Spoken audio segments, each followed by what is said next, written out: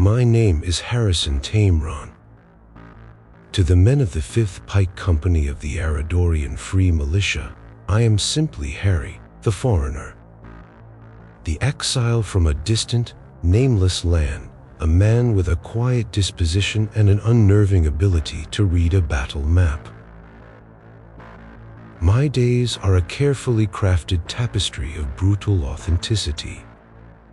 I spend my mornings in weapons drill, my arms screaming under the weight of a 9-foot ash pike, a primitive tool of death that feels obscenely heavy in my hands.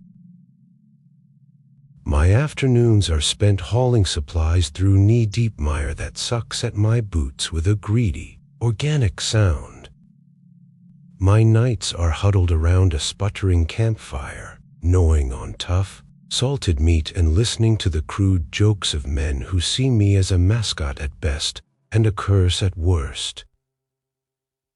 It is all a magnificent, exhausting lie. I am Agent Tameron, field operative for the Alliance Extrasolar Survey Division, designation to Pathfinder. My mission is deep infiltration and long-term assessment of Kepleth 1812D, designated Ethelgerd. Our real ship, the Conqueror, a marvel of stealth technology and self-repairing alloys, rests silently and cloaked in a secure, subterranean hangar we excavated in the treacherous Dragon's Tooth Mountains.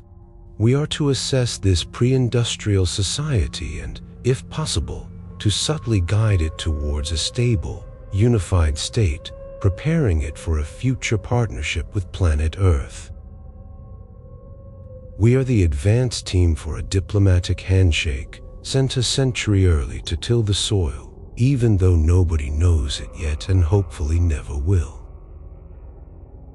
The problem is, the soil is soaked in blood, and the only crop it grows is hate. Twice a month, under the pretext of a solitary foraging expedition, we make our separate, dangerous tracks to our hidden sanctuary. We shed our mud-caked leather and rough-spun wool and step back into the clean, quiet, and impossibly advanced world of our own age. There, we are not grunts, blacksmiths, and healers. We are a council, the secret, would-be saviors of this entire planet. Tonight, our flickering holographic forms meet in the Conqueror's briefing room. I am still nursing a bruised rib from a sparring session that got a little too real. Henner Esperon, our engineer, is a ghost of certain frustration. Her cover as a master blacksmith in the neutral territory of the Iron Peaks has given her unparalleled access to the continent's endless arms race. Flynn Levine, our medic and xenobotanist, appears worn and sorrowful.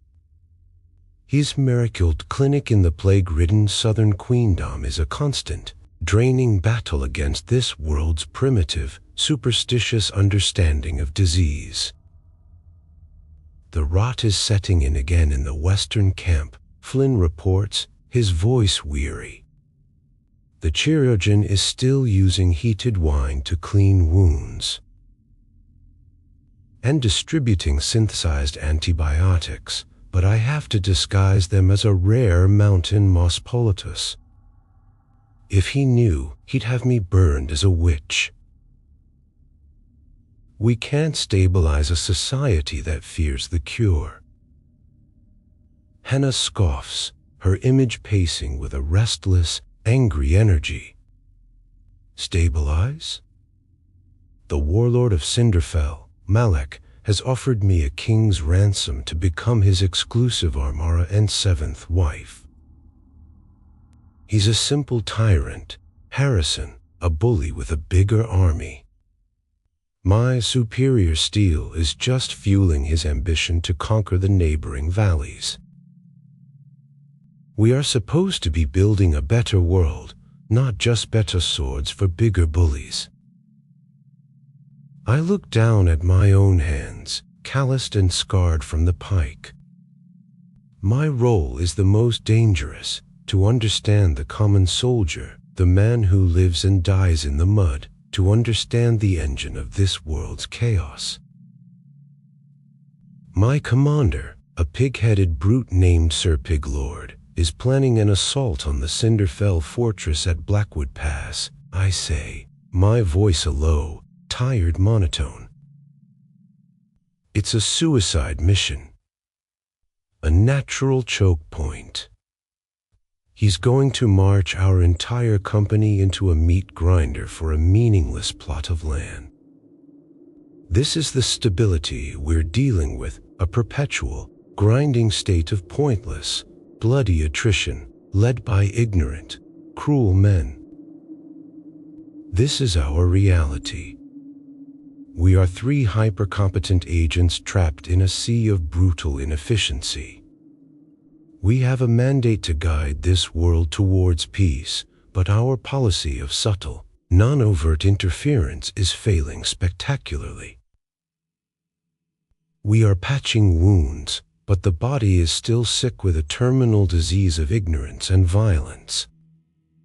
Our gentle nudges are being swallowed by a hurricane of primitive hatred and ambition. As I look at their tired, flickering faces, a cold, hard thought begins to form in my mind, a thought that violates every ethical protocol we were trained to uphold. We were sent here to stabilize this world, to prepare it. But what if the only way to build a lasting peace is to first burn the old, rotten world down? I look up at the hologram of Henna. Malak, the warlord of Cinderfell, I say, the new, dangerous idea taking root. He's ambitious. He's a disruptor. You said he wants you to be his exclusive armorer. I told him no, she replies flatly. Tell him yes, I say. Flynn looks at me, his eyes wide with alarm. Harrison, what are you suggesting? That's a violation of the Prime Mandate. We can't arm a warlord. I'm suggesting, I say, feeling a surge of something I haven't felt in 3 years, not hope, but agency, that our mission is failing. We've been trying to treat the symptoms.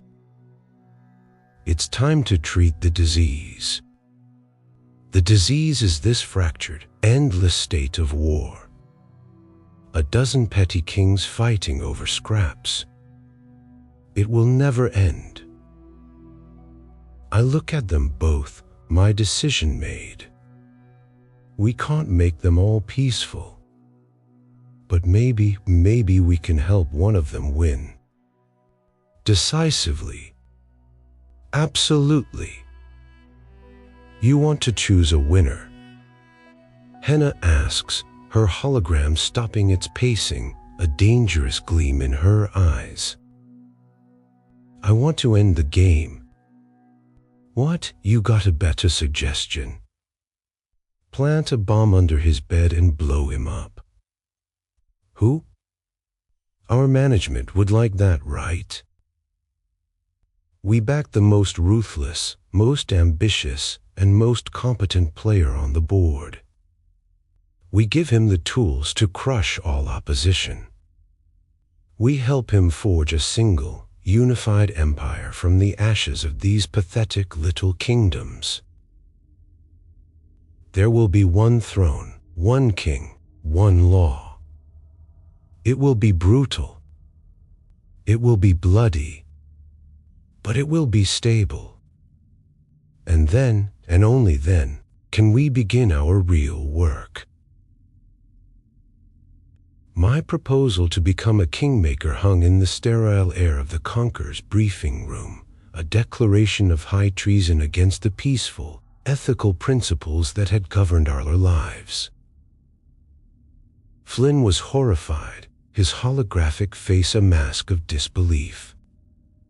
He saw my plan for what it was, a grotesque violation, an arrogant attempt to play God with a world we barely understood. Unify them under a tyrant, his voice crackled, laced with an ethical fury. Harrison, these are people, not pawns on a chessboard. We have no right to use their lives to conduct a political experiment. But this is an experiment. The prime mandate is a luxury we can't afford, Hannah said, cutting in. She had already moved past the moral debate and was deep into the strategic implications. Her hologram brought up a detailed map of the continent. Harrison is right. The system is stagnant. A state of perpetual, low-level warfare is a stable state. To build something new, you first have to shatter the old foundation. I looked at Flynn, my expression hardening. The historian in me understood his fear, but the soldier I had been forced to become knew the brutal truth. We've been observing for 3 years, Flynn. And in that time, I've watched 58 men in my company alone die from infected wounds, stupid tactics, and petty squabbles over rotten food. This world isn't in a stable state. It's in a slow, grinding death spiral. Non-interference is just a pretty word for letting them die slowly. The attack on Aerodrome came without warning, just 3 days after our meeting. It was a perfectly executed blitzkrieg, a tactic of such speed and brutality that it shattered the established, plotting rules of medieval warfare. The Sindafel army, under the command of the ambitious warlord Malek, was not the disorganized rabble I had grown accustomed to. They moved with a chilling, disciplined precision. The first sign was the sound, a high-pitched, reptilian shriek from the skies that cut through the morning mist. Then they descended. Pterodon-like creatures, their leathery wings spanning 20 feet, dove from the clouds. Strapped to their backs were Cinderfell riders, archers who rained down volleys of black-feathered arrows with terrifying accuracy. The city's watchtowers, manned by sleepy guards who were expecting a conventional siege, became nests of screaming, dying men. Then came the ground assault. It was not a slow march of infantry. It was a flood. Hundreds of Cinderfell soldiers, clad in dark, functional steel, burst from the fog-shrouded tree line. They were not on horseback. They were riding something similar to commando dragoons, massive, 8-foot-long saurian beasts that moved with the low-slung, reptilian speed of a striking snake, their claws tearing through the mud, their forked tongues tasting the air. This wasn't an army. It was a pack of organized, intelligent predators. Chaos erupted in the city. I was in the training yard when the first screams echoed from the outer walls. My commander, Sir Kalen, a man built for predictable, head-on collisions, was completely out of his depth. He bellowed contradictory orders, his face a mask of panicked rage. The city's defenses, designed for a slow, grinding siege, were useless against this fluid, 3-dimensional assault. My training, the deep cover, low-tech protocol, screamed at me to blend in, to grab a pike and die with the rest of them. But watching a dragoon rider disembowel a man I had shared a meal with just last night, a cold, pragmatic fury overrode all my training. My mission was to stabilize this world, not to die a pointless, authentic death in it. I ran to the barracks, a place I shared with 30 other grunts. I kicked open my footlocker, tearing past the rough-spun clothes and the water skin. At the bottom, under a false panel, was my real life. I grabbed my sidearm, a sleek pulse rifle, and a belt of concussion grenades, small gray orbs of contained, futuristic violence. I returned to the battle on the main wall, and the historian died. A dragoon had just scaled the parapet, its rider cutting down 2 pikemen. I raised the pulse rifle, its weight a familiar, comforting presence in my hands. I fired. The weapon made a sharp, clean sound. A bolt of superheated plasma, invisible to the naked eye, struck the dragoon rider in the chest. His steel breastplate flash melted, and he was thrown from his mount, a smoking, silent hole where his heart had been. The beast shrieked, and I put a second bolt through its skull. For the next hour, I was a ghost of vengeance on the walls of Eridor. I moved through the chaos, a single, hyperlethal variable in a primitive equation. I used the rifle's precision to pick off the flying riders, their mounts collapsing from the sky in a tangle of leathery wings. I tossed the concussion grenades into the swarming infantry below, the contained sonic blast sending them sprawling, deafened and disoriented, easy targets for our beleaguered archers. The men of the 5th Pike Company stared at me, their faces a mixture of terror and awe. I was no longer Harry the Foreigner.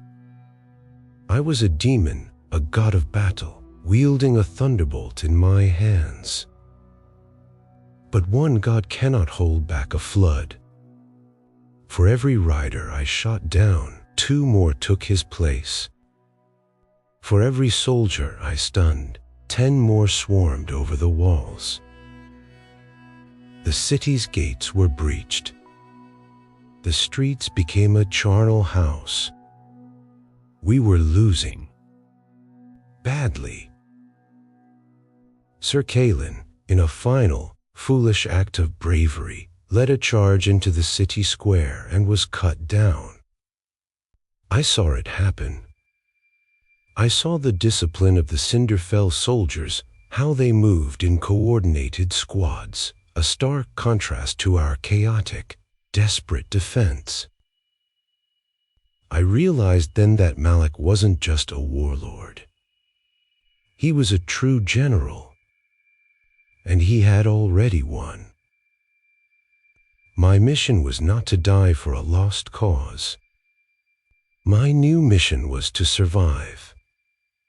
I grabbed a handful of shaken but still living soldiers from my company. This way. I yelled, my voice a raw command. The city is lost. We fall back to the citadel. We fought a desperate, running retreat through the burning streets. The rumors of the Skymen with the lightning spear had already spread like wildfire through the battle. Men, seeing me, seeing the impossible effects of my weapons, rallied to me. They saw a chance, however slim, to survive. I was no longer a mascot. I was no longer an agent. We made it to the inner citadel, the king's fortress, just as its great, iron-bound gates were closing. We were among the last survivors of the city's main defense. That night, as the rest of Erido burned, I was summoned before a pale, terrified King Valerius. He had seen the battle from his tower. He had seen what I had done. He looked at me, not as a foreign grunt, but as the only man who had shown any real success against the tide of Cinderfell steel. He didn't ask about my magic. He didn't care. He only cared about survival. "You," he said, his voice trembling but firm. "You know how they think. You know how to fight them." He pointed to the haggard, defeated-looking men who had followed me. "These men, they trust you. They will follow you." He made a decision born of absolute desperation. "You are no longer a pipeman. I am making you captain of the Citadel Guard. Your duty is to hold this last wall, at any cost."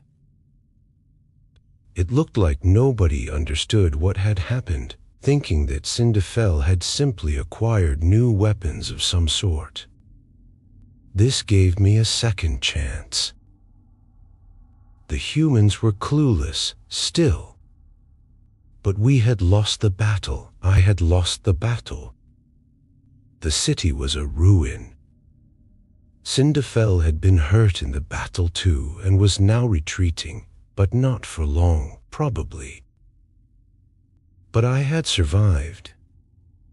And in the ashes of Eredor, in the terror of a beaten king, I had been given a new name, a new purpose, and my first taste of real power. The historian was dead. The soldier had been defeated. The captain had just been born. As the new captain of the Citadel Guard, my life transformed. The War Council of Eredor, a group of old, grizzled lords who had once sneered at the foreign grunt, now hung on my every word. I was no longer an observer of their primitive tactics. I was their unwilling architect of a new, more brutal kind of war. We held the citadel, but it was a cage. The city of Eredor was a smoldering ruin, and Malek's forces, though they had retreated to lick their wounds, were regrouping. They would be back. We were living on borrowed time. Our next rendezvous in the Conqueror was tense, the air thick with desperation. Flynn was a ghost, his face etched with the trauma of the overflowing field hospital he had managed during the siege. Henna was a coiled spring of fury, her hands clenching and unclenching as she detailed the tactical superiority of Malek's forces. "It's not just the beasts," she said, a holographic image pacing a frantic line across the briefing room. "It's his discipline, his logistics. He's not just a brute, Harrison. He's smart. As long as he has a healthy army, he will win a war of attrition. We can't beat him in a straight fight." Her words confirmed what I already knew. We couldn't win on their terms, so we would have to fight on ours. A cold, ugly idea, born of the desperation I had felt on the burning walls, began to take shape in my mind. I looked to Flynn. "The Southern Queendom," I said, my voice quiet. "The plagues you've been fighting. You told us there is a strain, the Crimson Weep, that is particularly virulent." "Absolutely not. That's a bioweapon. It's a violation of every treaty, every moral code." "We are beyond codes, Flynn." I snapped, my voice a roar, angry command. "We are in a war for survival. Malek is a tyrant. He will flatter every man, woman, and child in this citadel to make a point. We have a weapon that can weaken him, that can cripple his army without us having to sacrifice another 1,000 of our own soldiers. We can target his military camps. We can control the spread.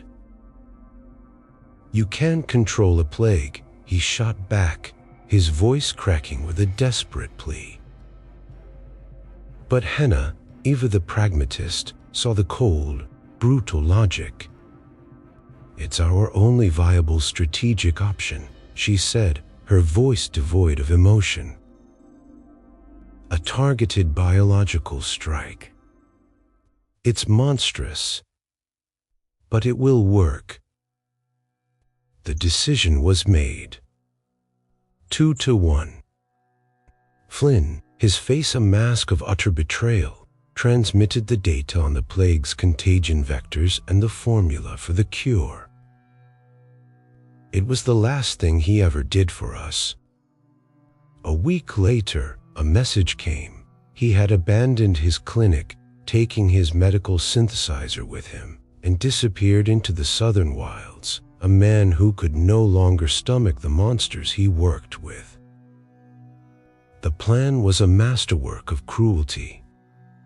Hen's agents, disguised as merchants, would introduce the Crimson Weep into the supply lines of Malik's primary staging grounds. We calculated the incubation period, the spread rate.